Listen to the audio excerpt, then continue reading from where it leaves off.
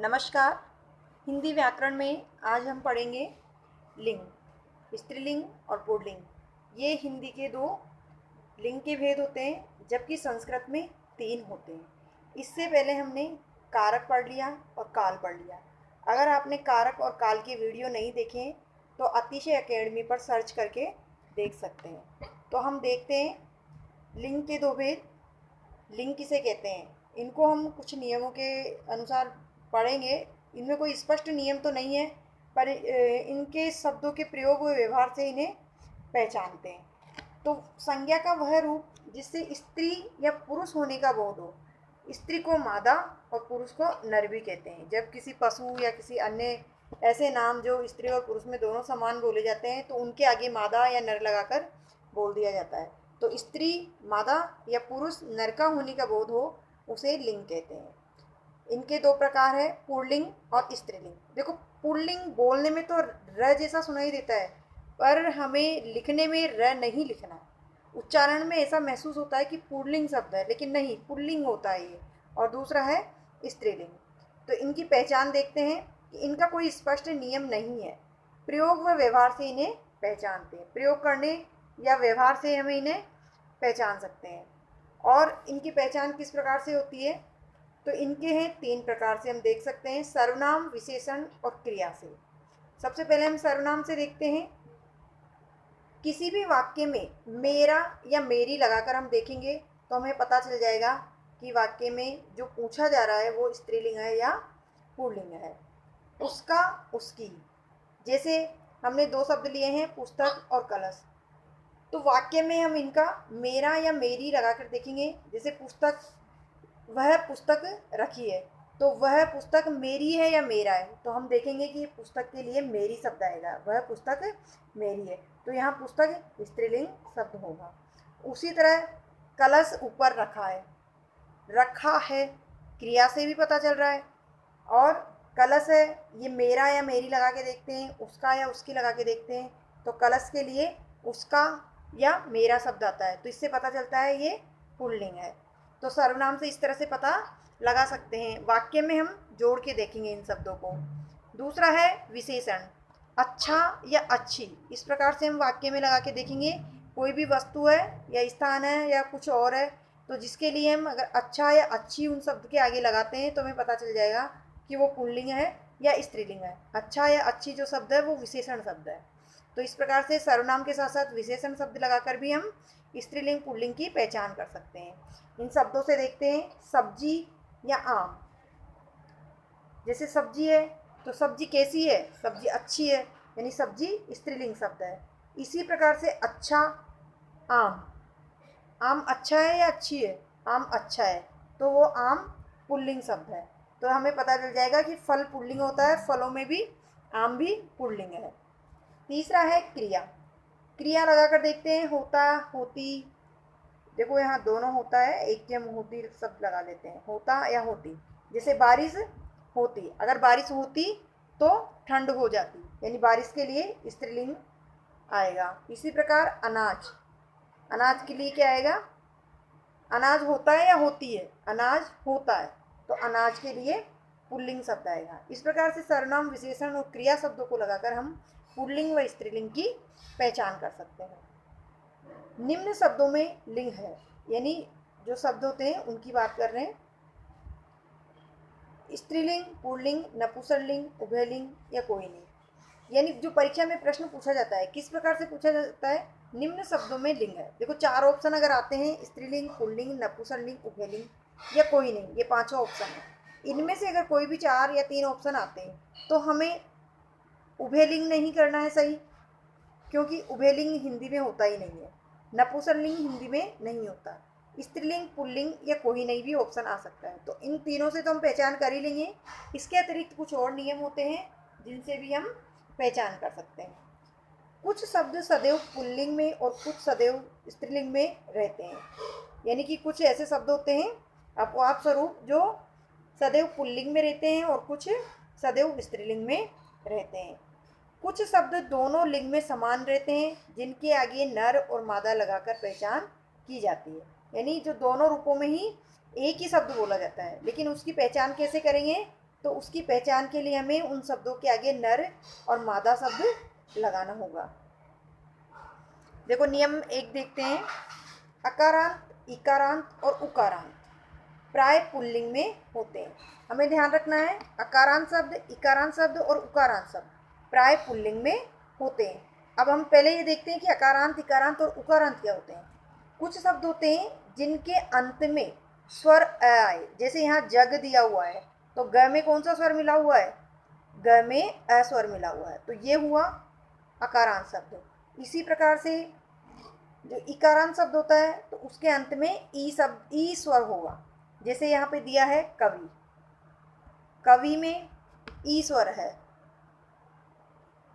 वह हलंत और ई अलग निकाल दें तो ई स्वर है। इसी प्रकार से उकारांत, उकारांत में अंत में ऊ स्वर होगा। जैसे साधु में सा ध हलंत और पीछे हमने निकाल दिया ऊ, तो ये हुआ उकारांत। तो ये अकारांत, इकारांत और उकारांत जो शब्द होते हैं वो सदैव पुल्लिंग में होते हैं। उदाहरण के स्वरूप हम देख ही रहे हैं, जग, जीव, मन, संसार, शरीर, तन, धन, ये सब अकारांत शब्द है और ये सभी शब्द पुल्लिंग में होते हैं।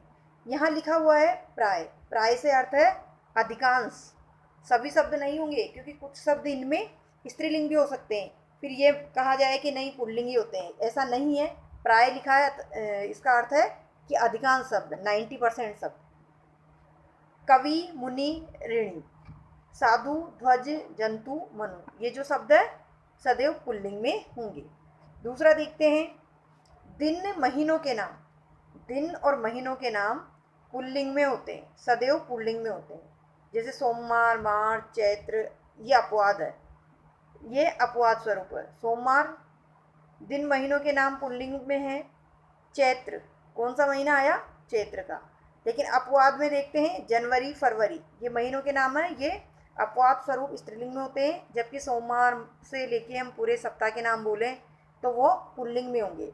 इसी प्रकार से मार्च, अप्रैल, मई को छोड़ देते हैं, जून, जुलाई, तो ये कुछ महीने जो वर्ष के हैं वो स्त्रीलिंग होते हैं, जबकि कुछ एक पुल्लिंग में होते हैं। इसी प्रकार हम देसी महीनों में भी देख सकते हैं। तीसरा देखते हैं, विभागों, अनाजों और पेड़ों के नाम। अब कौन कौन से विभागों, अनाजों और पेड़ों के नाम प्राय पुल्लिंग में होते हैं, जबकि अपवाद स्वरूप देखो मक्का, ये अनाज है तो अनाजों का नाम आया पुल्लिंग में, लेकिन अपवाद स्वरूप मक्का स्त्रीलिंग शब्द होता है। और इमली, जहाँ पेड़ों के नाम आया पुल्लिंग में, वहाँ कुछ पेड़ हैं जिनके नाम स्त्रीलिंग में होते हैं, इमली, नारंगी आदि। चौथा देखते हैं, रत्नों, द्रव्यों, धातुओं के नाम। रत्नों, द्रव्यों, धातुओं के नाम पुल्लिंग में होते हैं, लेकिन अपवाद स्वरूप कुछ नाम, जैसे रत्नों में मणि, वो स्त्रीलिंग होता है। कुछ द्रव्य हैं जो तरल पदार्थ है, छाछ, मिठाई, और धातु है चांदी, पीतल, ये सब स्त्रीलिंग होते हैं। अब देखो यहाँ छाछ स्त्रीलिंग है, जबकि दही सदैव पुल्लिंग में होता है। दही सदैव पुल्लिंग में होगा और छाछ हमेशा स्त्रीलिंग में होगी। इसी प्रकार मीठा पुल्लिंग है लेकिन मिठाई स्त्रीलिंग है। जैसे सोना, लोहा सब पुल्लिंग है, लेकिन चांदी, पीतल स्त्रीलिंग है। पांचवा देखते हैं, ग्रहों, देवताओं के नाम। ग्रहों और देवताओं के नाम पुल्लिंग में होते हैं, लेकिन अपवाद स्वरूप पृथ्वी, जो 9 ग्रह हैं उनमें से पृथ्वी स्त्रीलिंग में है, और देवियों के नाम स्त्रीलिंग में होंगे। अब अगला देखते हैं, छठा, कुछ अक्षर शब्द के अंत में, जैसे देखो कुछ जो शब्द आते हैं उनके अंत में अगर इस प्रकार के अक्षर आए, त्र, ण, ख, ज, और नहीं, आ रही है, और नहीं है, आर, आए होने पर अक्सर पुल्लिंग शब्द होते हैं। ये हमें ध्यान रखना है। कुछ ऐसे शब्द होंगे जिनके अंत में त्र, ण, ख, ज, आर, आए हो तो वो पुल्लिंग में होते हैं। पत्र, जागरण, पोषण, विहार, आहार, विशालकाय, ऋण, भोज, अनाज, चीख आदि।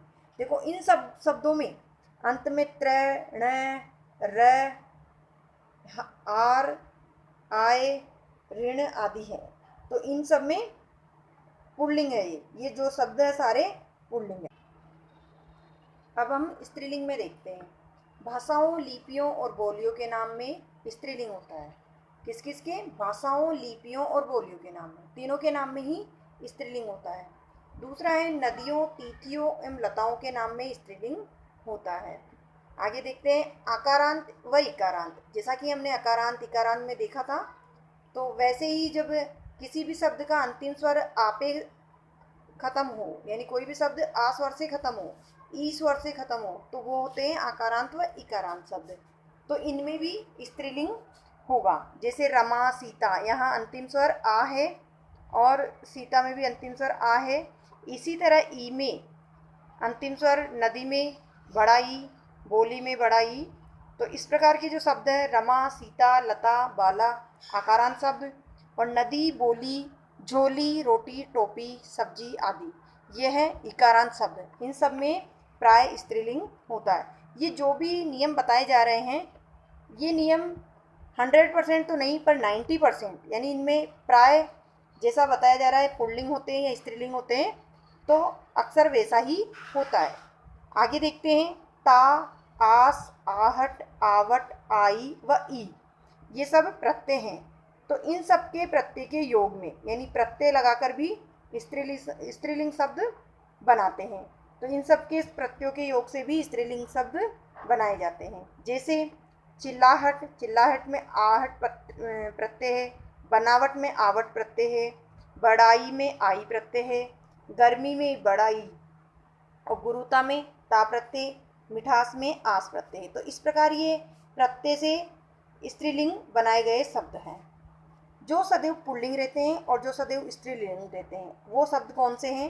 देखते हैं। सदैव पुल्लिंग रहने वाले खरगोश, तोता, गीदड़, गेंडा, भालू, बाज, चीता, खटमल, पशु, पक्षी आदि, ये सभी शब्द सदैव पुल्लिंग रहते हैं। ये सदैव पुल्लिंग रहते हैं, परंतु इनमें अगर स्त्रीलिंग बताना हो तो आगे हमें लगाना पड़ेगा मादा, स्त्रीलिंग शब्द बताने के लिए। इसी प्रकार से सदैव पुल्लिंग रहने वाले शब्द तो हमने देख लिए। सदैव स्त्रीलिंग वाले शब्द देखते हैं। मछली, गिलहरी, मैना, कोयल, जूं, तितली, मकड़ी, ये शब्द सदैव स्त्रीलिंग रहते हैं, और अगर इनमें पुल्लिंग बताना हो तो इनके आगे नर लगाते हैं। तो नर या मादा लगाकर लिंग की पहचान करते हैं। ये सदैव पुल्लिंग व स्त्रीलिंग रहने वाले शब्द थे। अब देखते हैं भिन्न रूप वाले पुल्लिंग और स्त्रीलिंग शब्द, जिनके रूप ही बदल जाते हैं, यानी उनको किसी भी प्रकार से कोई प्रत्यय या कुछ और शब्द लगाकर नहीं बनाया जाता, बिल्कुल भिन्न शब्द रहने वाले हैं। कवि, कवयित्री, वीर, वीरांगना। देखो यहाँ कवयित्री ये शुद्ध रूप में पूछा जाता है, ये बहुत महत्वपूर्ण शब्द है। जब शुद्ध रूप वाले शब्द पूछे जाते हैं तो कवयित्री, हमें यहाँ ध्यान देना है कवि में व में छोटी की मात्रा है, लेकिन कवयित्री में व में मात्रा नहीं है, य में छोटी की मात्रा है। ये हमें ध्यान रखना है। यहाँ बहुत गलती करते हैं अभ्यर्थी, तो इन चीज़ों का ध्यान रखें कि जो शुद्ध रूप होता है शब्दों का वो ध्यान से देखें और ध्यान से करें। वीर का होगा वीरांगना, राजा का रानी, दूल्हा का दुल्हन, बादशाह का बेगम, वर का वधू, मर्द का औरत, नर का नारी, पुरुष का स्त्री, युवक का युवती। नर का मादा भी हो सकता है। विद्वान का विदुषी, साधु का साध्वी, बैल का गाय, भाई का भाभी, ससुर का सास। आगे देखते हैं पुल्लिंग शब्द में प्रत्यय जोड़कर या स्वर बदलकर बनाए जाने वाले स्त्रीलिंग शब्द। देखो पुल्लिंग शब्दों में कौन कौन से प्रत्यय जोड़े? आनी प्रत्यय, आनी प्रत्यय, इन प्रत्यय, नी प्रत्यय और ईका प्रत्यय जोड़कर स्त्रीलिंग बना सकते हैं। कैसे? जैसे शब्द है देवर, देवर में आनी प्रत्यय जोड़ा, देवरानी होगा ये, यानी नहीं देवरानी। जेठ, सेठ, सेठानी, जेठ जेठानी भी बन जाएगा इसी तरह से। भव, भवानी, इंद्र, इंद्राणी। इन प्रत्यय से माली, मालिन, नाई, नाइन, धोबी, धोबिन, बाघ, बाघिन। नी प्रत्यय लगाकर शेर, शेरनी, सिंह, सिंगनी, भील, भीलनी, जाट, जाटनी। और ईका प्रत्यय लगाने से लेखक, लेखिका, गायक, गायिका, सेवक, सेविका, नायक, नायिका। तो तो ये तो बनाए हमने पुल्लिंग से स्त्रीलिंग प्रत्यय जोड़कर।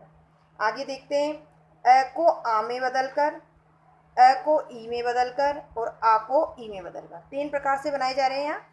छात्र का छात्रा आ में बदलकर, पूज्य का पूज्या, वृद्ध का वृद्धा, अनुज का अनुजा, और अ को ई में बदलकर देव का देवी, पुत्र का पुत्री, गोप का गोपी और दास का दासी। ये ई में बदलकर बनाया, बड़ी ई आएगा यहाँ। इसी प्रकार से आ को ई में बदलकर लड़का लड़की, बेटा बेटी, रस्सा रस्सी, घोड़ा घोड़ी। या अ को ई में बदला है और या आ को ई में बदला है। आगे देखते हैं, आ को इया में बदलकर और वान के स्थान पर वती लगाकर, ता के स्थान पर त्री लगाकर। तो ये हमने जो पुल्लिंग है उनसे हम स्त्रीलिंग बना रहे हैं। बूढ़ा बुढ़िया, लोटा लुटिया, डिब्बा डिबिया, चूहा चूहिया।